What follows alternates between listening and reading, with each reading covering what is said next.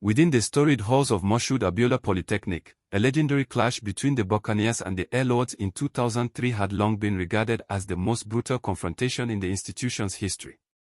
However, a more ferocious and ruthless conflict would emerge 2 decades later, in the year 2023, engulfing the campus in an atmosphere of tension and foreboding. The seeds of discord between the Buccaneers and the Air Lords had been sown long before the conflict's official commencement in December 2023. For years, an undercurrent of animosity had simmered between the two groups, with periods of relative calm punctuated by occasional outbreaks of violence. It was against this backdrop of simmering hostility that the leader of the Buccaneers, a formidable figure within the institution, approached his final examination in December 2023. Cognizant of the ever-present threat posed by the Air Lords, the Buccaneer leader exercised prudence, opting to bolster his security detail by inviting several members of his organization to provide support during the examination period. These reinforcements, comprised mainly of external affiliates from other educational institutions, converged upon the campus, their presence intended to serve as a deterrent against potential aggression from the Air Lords. As the Buccaneer leader prepared to sit for his final examination, the air was thick with anticipation, the very fabric of the institution seeming to vibrate with the promise of impending turmoil. Within the Polytechnic's walls, whispers of a looming showdown between the Buccaneers and the Air Lords spread like wildfire, casting a pall of unease over the student body. It was as if the very fate of Moshood Abiola Polytechnic hung in the balance, suspended precariously between periods of relative calm and the inevitability of conflict. The external affiliates of the Buccaneers, who had converged upon the campus to provide support for their leader, were an intimidating presence. Their countenances were twisted into malevolent grins, and their eyes gleamed with a sinister intent, as if constantly scanning their surroundings for potential prey to victimize. These external Buccaneers, driven by a sense of brutal fervor, deliberately positioned themselves within a territory notoriously affiliated with their arch-rivals, the Air Lords. It was an unmistakable act of provocation, a brazen declaration of their intention to assert dominance over the institution. As they patrolled their newly claimed territory, the Buccaneer externals harassed and intimidated anyone who crossed their path, leaving a trail of fear and apprehension in their wake. Among their unsuspecting victims was a high-ranking member of the Air Lords, who, in a cruel twist of fate, was not immediately recognizable as such. The Buccaneer externals, oblivious to the true identity of their victim, subjected him to a vicious physical assault, their actions driven by a primal urge for violence and domination. It is chilling to consider that, had they been aware of their victim's affiliation with the Air Lords, the consequences might have been even more severe.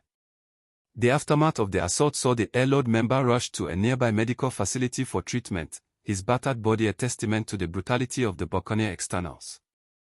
As news of the incident spread, the campus of Moshood Abiola Polytechnic was plunged into a state of heightened tension, the fragile peace between the rival groups hanging precariously in the balance.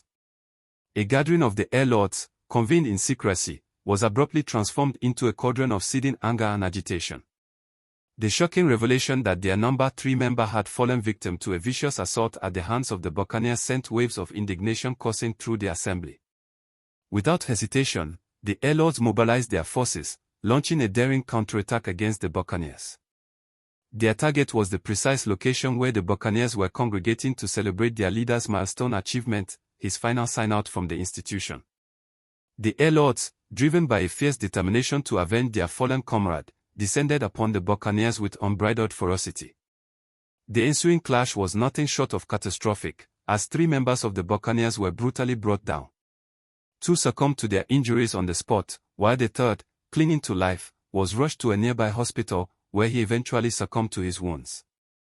The aftermath of this devastating counterattack was marked by an unsettling silence. For months, the Buccaneers, seemingly traumatized by the loss of 3 of their own, failed to launch a retaliatory strike. Their inaction was perceived as a state of mourning, a collective grief that had left them reeling. The loss of 3 members in a single, brutal assault had dealt a crushing blow to their morale, leaving them struggling to come to terms with the enormity of their defeat. Following a prolonged period of uneasy calm, the Buccaneers, driven by a burning desire for retribution, finally launched a surprise counterattack against their sworn adversaries, the Air Lords. This bold maneuver culminated in the tragic demise of a prominent Air Lord member, the revered Oloba. Oloba's stature within the Air Lord's hierarchy was unparalleled, and through his unwavering dedication, unrelenting passion, and exemplary contributions to the confraternity. His loss sent shockwaves throughout the Lord's ranks, galvanizing a swift and merciless response. In a devastating display of retaliatory ferocity, the Lord struck back with unbridled force, claiming the life of a notable Buccaneer, Toye. This vicious cycle of retribution and counter-retribution continued unabated, with each side trading blows and exacting a heavy toll on their opponents.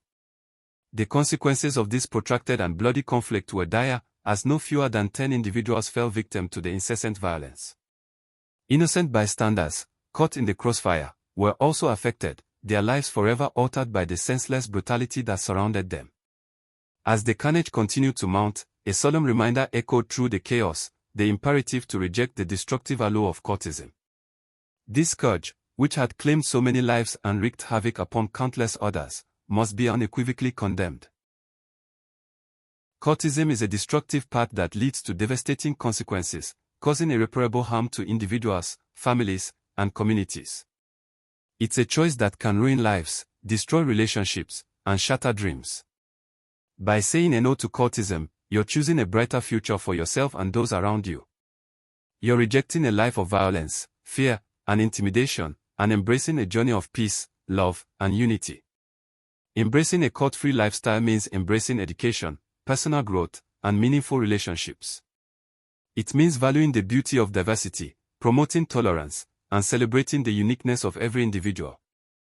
By rejecting cultism, you're opening yourself up to a world of possibilities, where every day is a new opportunity to learn, grow, and thrive.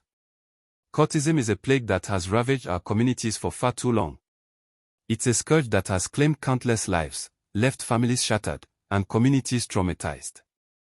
But we have the power to break free from this cycle of violence and fear. We have the power to choose a different path, a path that leads to healing, restoration, and redemption. By saying a no to cultism, you're not only saving your own life, but also the lives of those around you. You're helping to create a safer, more peaceful community, where everyone can live without fear of violence or intimidation. You're contributing to a brighter future, where every individual can reach their full potential, free from the shackles of cultism. So let's stand together against cultism. Let's raise our voices, loud and clear, and declare that we will no longer tolerate this destructive scourge in our midst. Let's create a society where every individual can thrive, free from the fear of violence and intimidation. Let's educate ourselves, our families, and our communities about the dangers of cultism. Let's support those who have been affected by cultism, and help them to heal and rebuild their lives. Let's work together to create a cult-free world, where every individual can live in peace, dignity, and respect.